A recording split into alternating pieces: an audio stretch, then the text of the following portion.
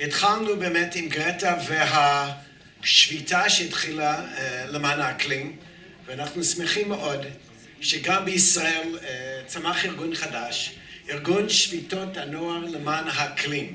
ועומדים באמת ההשפעה של נערה אחת בשוודיה מתחילה למורגשת גם אצלנו. נועם נבות ומייקל בקלנד, הם יבואו לייצג את העבודה שלהם. בבקשה.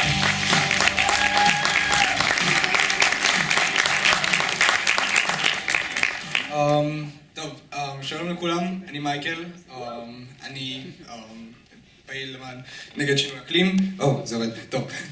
קיצר, אני עולה חדש, אז אני הולך לדבר באנגלית כי יותר קל לי לדבר ככה, כי כל דבר שאני הולך לדבר זה ממש רציני ואני רוצה שיבינו אותי. אז תודה. So, hello everyone, my name is Michael and I'm an unfortunate climate activist. I used to be a very loving individual. I used to love a lot of stuff.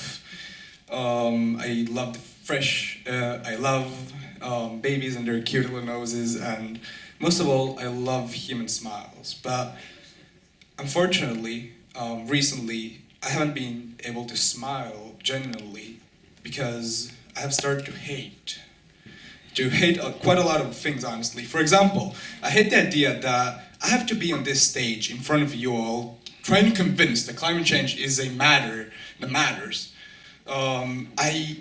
It's a fact. A fact is something that is not supposed to be debated about.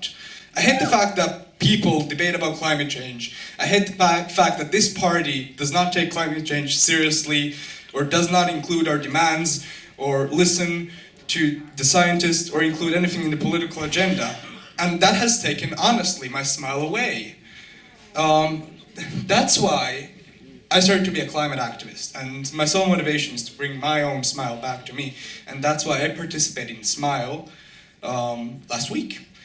And what place is better to get my smile back than Smile itself? And Smile, for people who don't know, because the Israel media does not evaluate enough this kind of event, it's the Fridays for Future Climate Summit.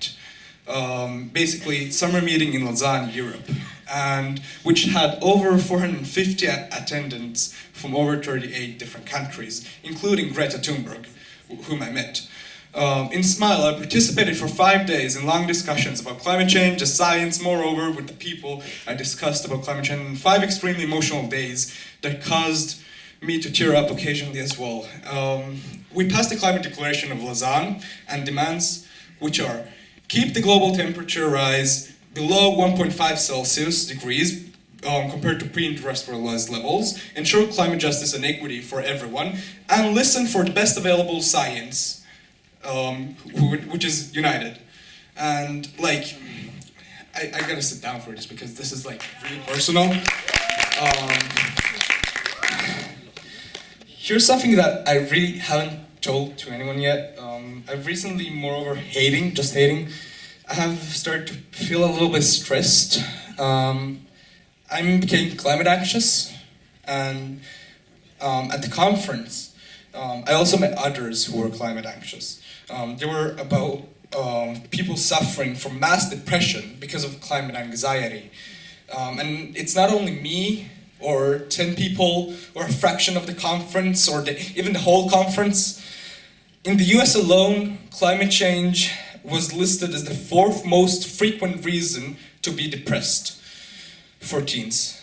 And I understand that, and I have experienced that in firsthand when I had to go sleepless nights and studying the Paris Agreement of the United Nations of 2015. I have to read the IPCC report. I have to read literally over 1,000 pages of scientific articles and studies and university material. I'm a high school student. I know I'm not supposed to be doing that.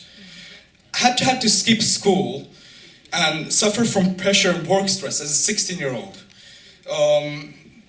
And without any pay. Because adults who are supposed to be paid at this are not doing their job right. They're not doing the right decisions.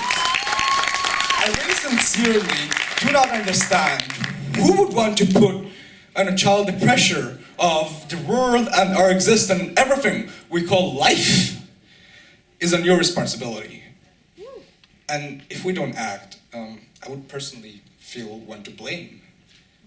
That everything has changed. And